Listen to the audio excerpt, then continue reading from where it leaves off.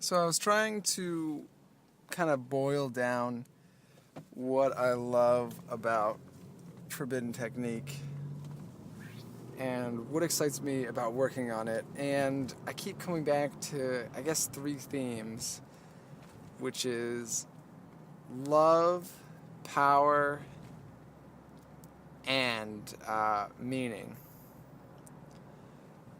The love, of course, at its surface level being about, the love interests with the different girls in the game, with the main girl female interest.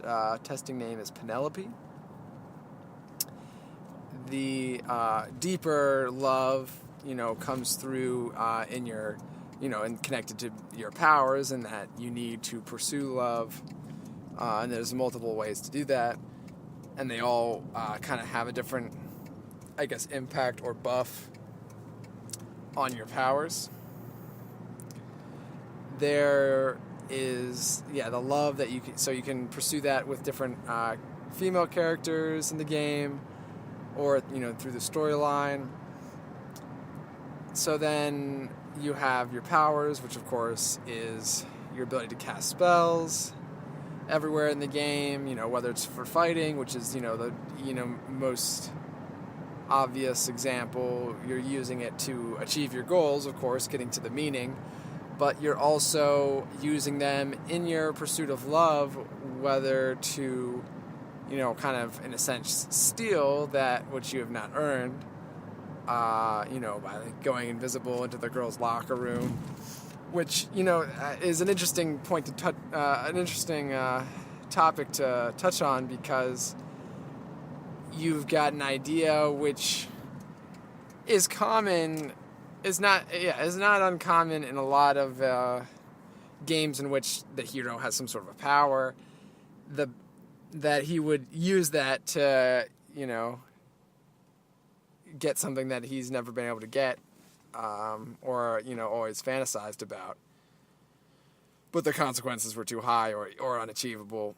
So, I have the image of, Danny Phantom. There's some montage where, one of you guys' ghost powers, one of the things he did a bunch of times was sneak into the girls' locker room and creep on all the girls.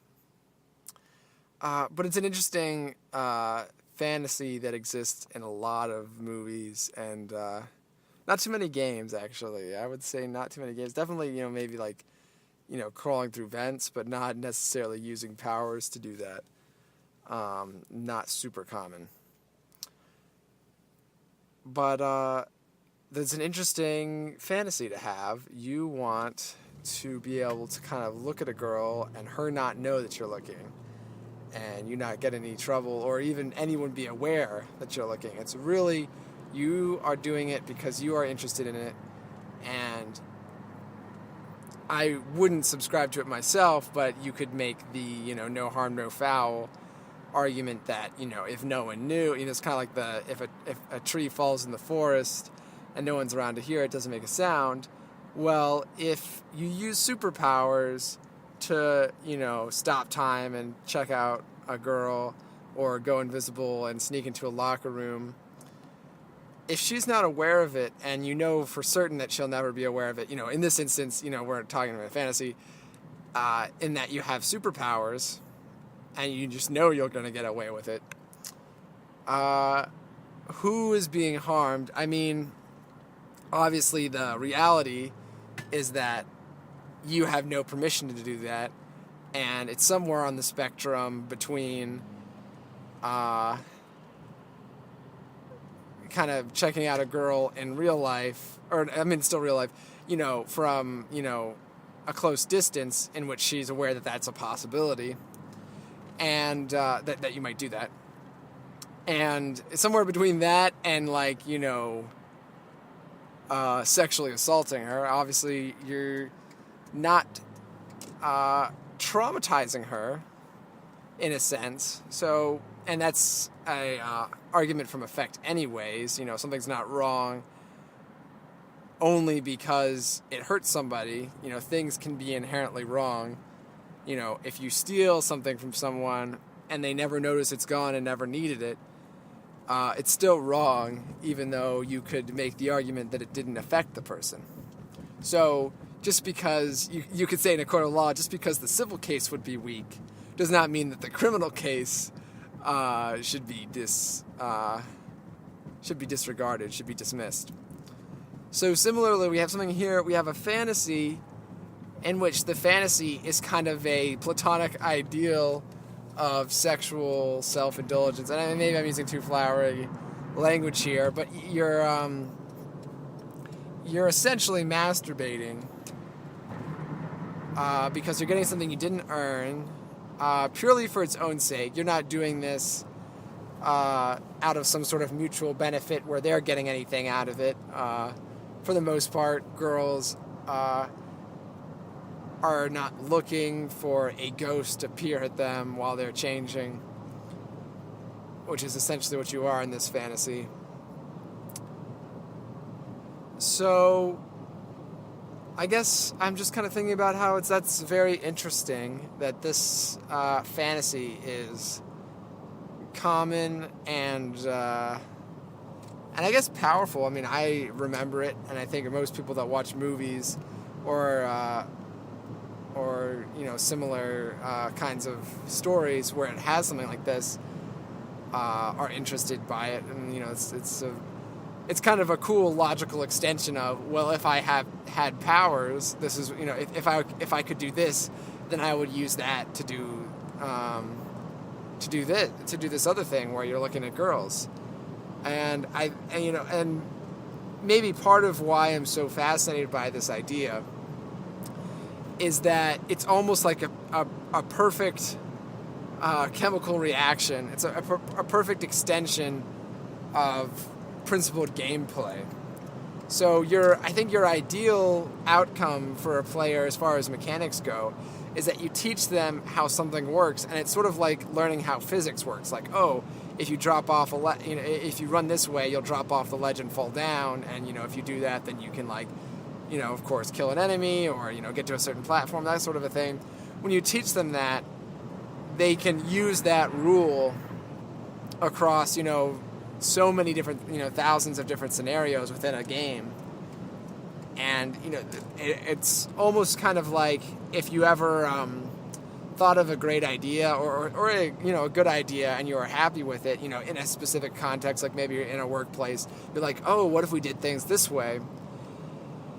And then shortly after having the idea, somebody else has the same idea, and you kind of witness them I guess enjoying, like, oh, what if we did it this way? And leave behind for now the like, oh, well, that was my idea first thing, and not focusing on that, focusing instead on, as a game designer when it comes to game mechanics, having an idea and being like, oh, this is really cool, as far as like an application of that idea, like, oh, if we use two people instead of one person, here we can like move these boxes really fast. Seeing somebody else come to that same conclusion in the context of a video game is one of the really big goals, I would say. You want the player's self-expression to feel genuine and creative, and it is. Just because you had the idea in your head, if you didn't tell anyone, and the other guy, your other coworker, expresses that same idea, saying that they have just thought of it, it's no less of an accomplishment for them, because you can know for certain that they didn't steal your idea because they can't read your mind. So they are kind of at the peak of a mini little achievement, which is, oh, I thought of an idea. But in the context of game design, you want the player, or maybe it's really in the reverse, but for now we're going to keep it from the perspective of the game designer, me. You want the player to come up with creative applications of rules that you teach them as the game designer. So if I teach them, oh, here's a fire spell, but it's not like other games. You don't just use this fire spell. You don't just press a button and it's always the same fire spell. Really, you have fire magic. And what that means is that using your more complicated, hand controllers, you can adjust the fire spell to do a lot of different things in a lot of different scenarios, really encouraging the idea that you can use any relative of a fire spell in any situation. And I don't think you would necessarily expect the player to make the first leap on their own. So I think, and there was a really good idea put forward by Savannah, that you want to directly teach players about how to really jump from one idea to an application, at least one time. Like, okay, so you have this fire spell, you just used it to blow up a bunch of monsters. That was fun, maybe you tried a couple big fireballs, a couple small fireballs, but, they all kind of did damage or different effects, and you used them to kill them. Like, okay, that's cool, it's fun, and there's some strategy to that, but, that's it, right? And you're like, no, okay, here's a situation in which you are in a classroom, and maybe it's like winter or something like that, and all the girls are in their coats, and by now you've already been taught by the game that checking girls out is core to the game. Once again, it's the crossover of themes. It's not just the love pursuit in that you are trying to identify and pursue a top quality companion for all the different reasons that make a great person to be with. Not just that, but also your meaning is wrapped up in finding a person and progressing, because that's your meaning is tied up in your powers. Your powers expand based on your pursuit of your meaning. The destiny in the game is you're leveling up. Your leveling up means that you're pursuing your destiny correctly, or something like that. There's a sort of third-party force that is rewarding you in an objective fashion with extra power and extra abilities or a use of your talents when you pursue the love theme. Love theme being the really big category. So, let's see, I was talking about love as a theme, but before that, I was talking about applications and teaching the player. Okay, so we've already taught the player that they need to pursue love. Looking at girls is great. Talking to them is great. Getting them interested, trying to involve them in a relationship with you is great. These are all wrapped up in your destiny somehow, and your destiny is communicated to the player through their leveling up system. I really like the trifecta. They all reinforce each other. It keeps everything very unified, though the crossover is surprising. So here's another crossover. You've got your powers, you're throwing fireball spells, but now you're back in school, all the girls in their classroom are wearing a winter coat, and you maybe immediately realize that day, hey, my XP gains from trying to, check out girls is like nothing. There's just not, and maybe there's some winter coats that break this norm, but there's just, at least in this game, there is not very much exciting to you as the player about all the girls now that they're wearing those puffy, it's kind of like a bunch of different pockets of air, basically, jackets. Like, you'll completely lose the imagination of what their body, shape is and all that. So you're seeing zeros when you're looking at the different girls, and this is like the first day, maybe it's cold or something like that, and you're like, oh man. And then this would be the first time that we would potentially suggest to the player that the school world is not just the school world. You can use your fire magic to make the room really warm. So what does that do? You kind of create, like, essentially think about a fireball spell dialed down all the way, as anyone with control of their magic powers could feasibly do. Video games are simplified kind of input-output mechanisms, in that it's kind of difficult to perfectly simulate control over magic. There's not really an interface in the world for that. For guns, we know exactly how they're supposed to work. You press the trigger and they fire. There's usually not too much during the fight customization. With spells, the literature is very different. you are supposedly kind of you are the conduit between what you want to happen and it happening with your magic spell. So here we are, you have control of your fire spells, and you're kind of hinted at while you're fighting monsters, oh, you can make the fireballs bigger or smaller, depending on the enemy type, big crowds of weak enemies, single bosses that are strong, maybe require, higher damage, lower AoE shots, blah, blah, blah, blah. But here we are with a different scenario, not trying to kill anyone, you're at school, these girls came to school with their jackets, and, maybe the school interior temperature isn't super great, so it's like kind of cold still, so almost all of them keep their jackets on, and that's frustrating because one thing for sure, which is that you're not progressing leveling wise like you normally would be because they're wearing jackets, and it's a separate argument to what degree you are entitled to checking out their bodies. Obviously, I don't think anyone would argue that you're entitled, but it's definitely something you want and definitely something that exists in reality. So, yeah, you're frustrated, and it's giving a player, okay, yeah, you can take your fireball spell, you can dial it all the way down, you can make the room warm, and then all the girls will take off their jackets. And maybe some of them will take off their long sleeve shirt and they're in a tank top. And you're like, oh, wow, this is even greater XP rewards than I've been getting.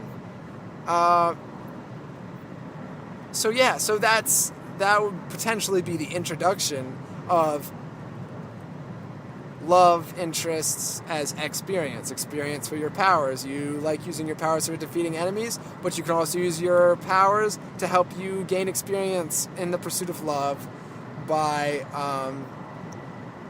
I guess I could say declothing. In this instance, it's really just counteracting the seasonal effect on girls' outfits. The girl would be wearing that normally if it wasn't really cold. So all you're doing is canceling out the effect of the weather. Now, the fact that the weather does not act in a sexually determinative, sexually pursuant way, but you are purposely doing this not to counteract the weather, but to counteract the clothing. So I think there's an interesting discussion there on the ethics of it. I think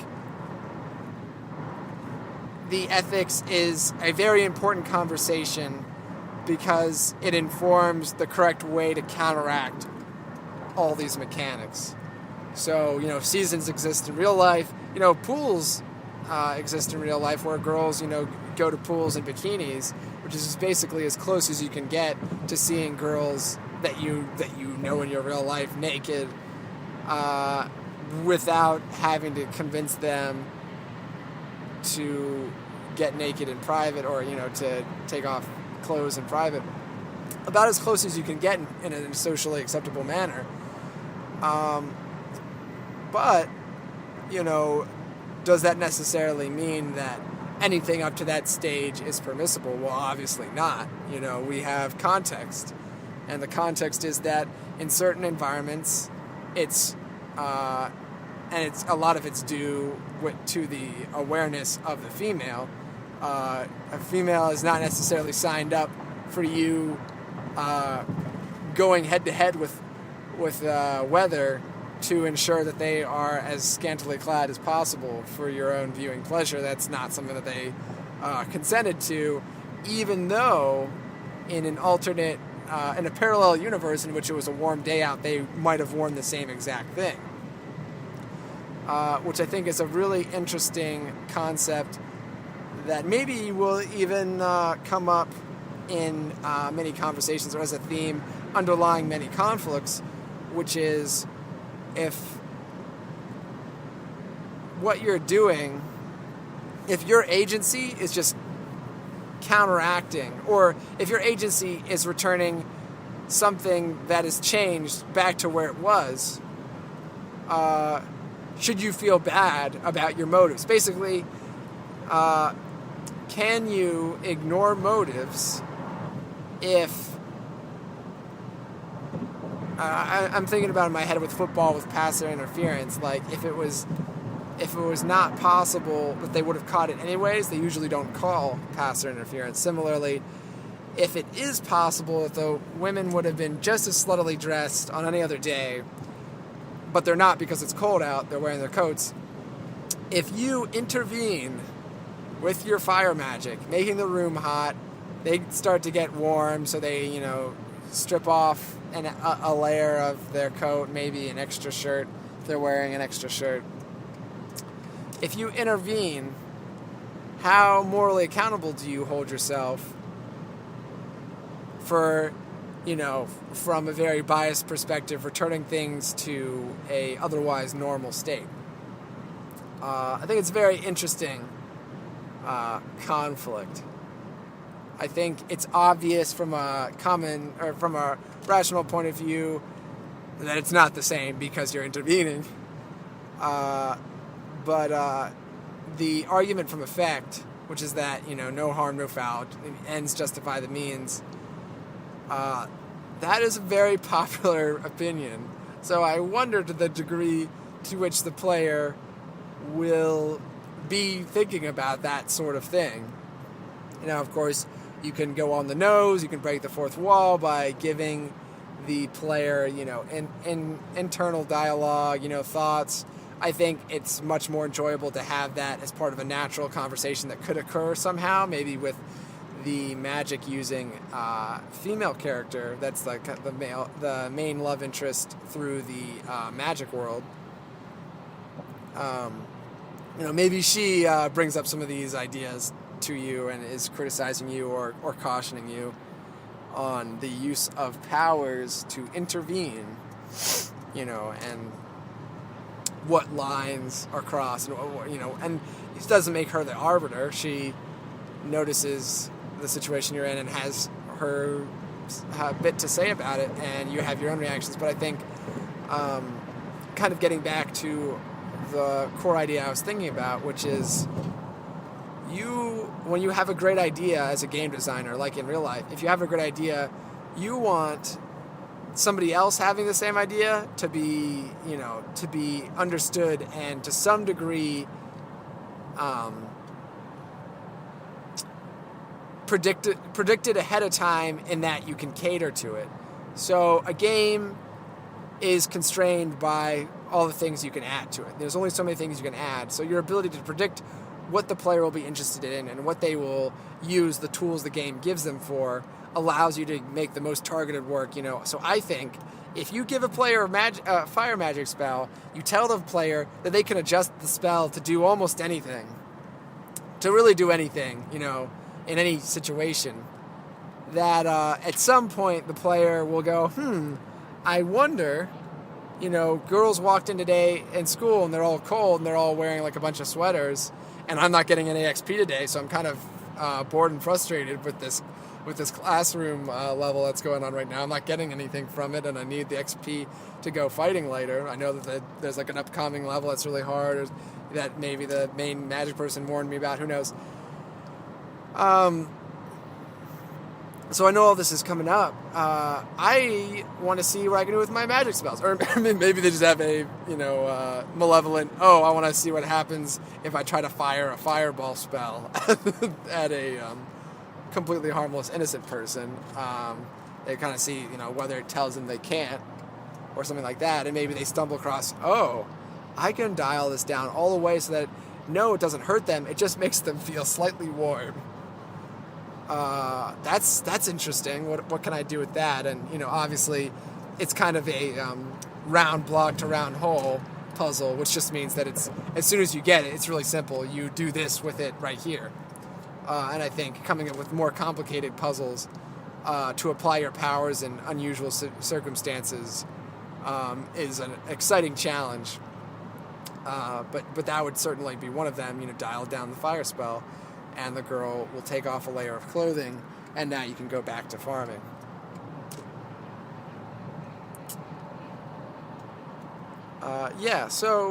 Getting back to that mechanic of, I've got an idea, player's going to have the same idea, or at least I hope they do. When they have that idea, will the game facilitate that in a way where they can feel creative in that they're really expressing themselves, but the game actually can support pursuing that fantasy. The fantasy is, I am intervening.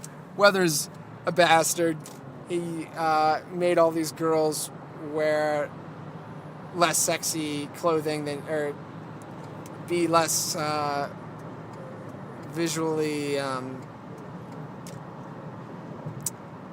harder to look at, their boobs and their body.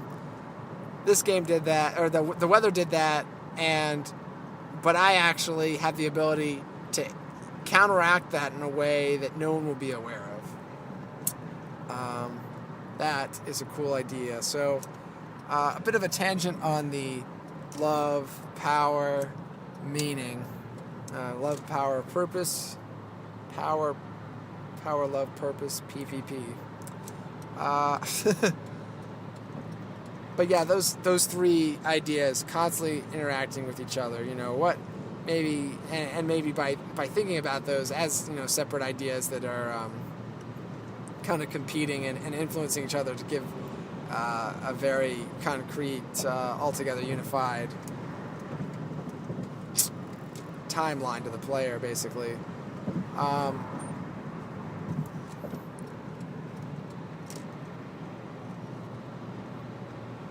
What is a different application of that? So that was basically love and power. Power inspires, or love inspires using the power to progress further, faster in the love avenue. So what about meaning and powers? Well, the powers is kind of the output of meaning right now. The game basically tells you that your destiny is to some degree hidden to you, but you are given some clear feedback, unlike in real life. You are given some clear feedback about your destiny through your powers. Once you become unlocked, the only thing that matters is your relationship to your destiny. Your relationship to your destiny is the only thing holding you to your body. It's not locked down anymore. You can only pursue really what your meaning is, what your purpose and destiny is. Otherwise, you'll start to decay. But when you do pursue it, your powers grow, and this is sort of the spirit energy of your meaning is this rope that ties you to your body, and that rope attracts spirit energy as it gets stronger. The rope is the conduit, it's the electrical grid connection, it's the plug that goes from spirit to body, and when you are correctly pursuing that, the current is strong and you are drawing in that energy. But how does that work in reverse? So, we know, okay, your meaning gives you power. When you pursue your meaning, you get boosted powers, experience. Your meaning happens to be tied up with girls and relationships with them somehow.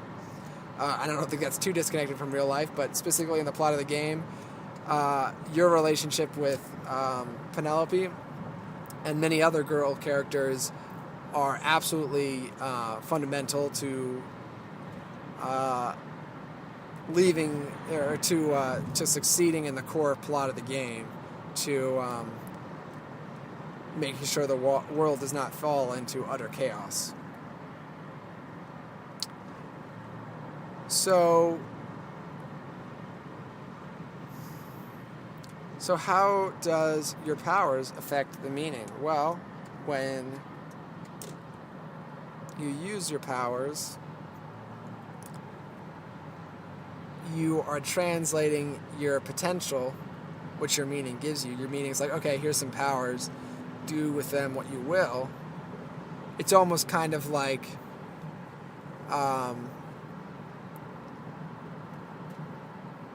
selectively expanding the freedoms of a AI robot. You want them to accomplish a task, and as they move towards it, you're like, okay, it's safe to give them, a better CPU or something like that. Maybe it's a bad analogy.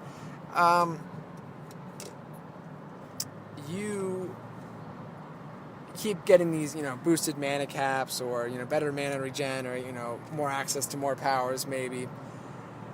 But how do you affect your destiny with those? There's the easy answer, which is, whatever you use your powers to do ends up determining what you should do with them, or what you will do. I think that's kind of just already automatic, so it's not really much of an idea. It just is true. What you do is what you're doing.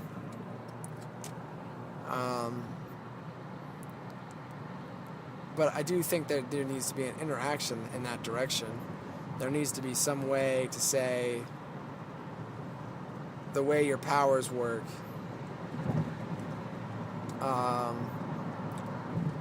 have a direct impact on your destiny. That is the idea that I will get back into just thinking with myself. I hope you enjoyed this one. Thank you. I'll catch you next time.